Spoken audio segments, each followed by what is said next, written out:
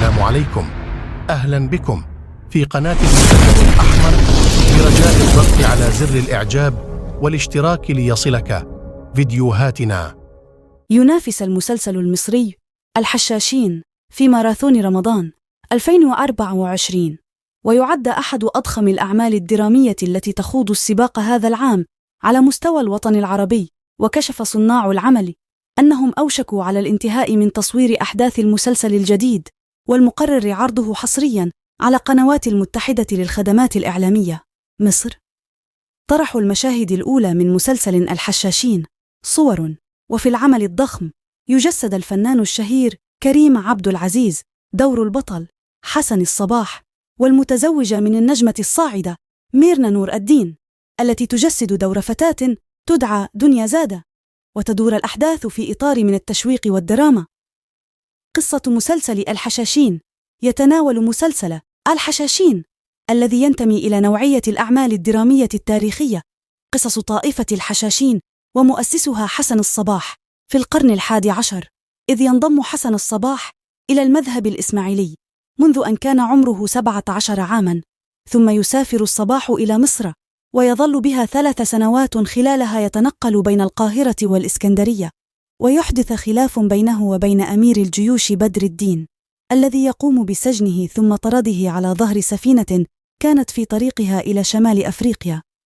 وهي في طريقها تغرق السفينة وينجو منها الصباح ويسافر إلى أصفهان في إيران، واختار لنفسه مكانا حصينا حتى يكون بعيدا عن أعين أعدائه، إذ يعيش في قلعة يطلق عليها قلعة الموت، ترتفع عن سطح الأرض بحوالي 6000 قدم، والطريق إليها منحدر وصعب الوصول. له كانت قلعة الموت مليئة بالحدائق الجميلة والأشجار البديعة والطبيعة الخلابة بجانب الفتيات الجميلات فيها. وكان الحسن الصباح يقنع الفتيان بالانضمام إليه ويوهمهم بأنه يملك مفاتيح الجنة من خلالها، حيث كان يستخدم بعض الأعشاب والنباتات أو حساء يسقيهم إياه، يجعلهم ذلك يغرقون في النوم لفترة كي ينقلهم إلى الحديقة التي كانت مغلقة وكانت سرا لا يعلمها إلى بعض من خدمة، فيستيقظ الشبان ويرون أنفسهم في عالم بديع لا تشوبه شائبة وفيه كل الملذات التي يعشقونها. وفي النهاية تسقيهم الفتيات الحساء الذي يعيدهم إلى النوم.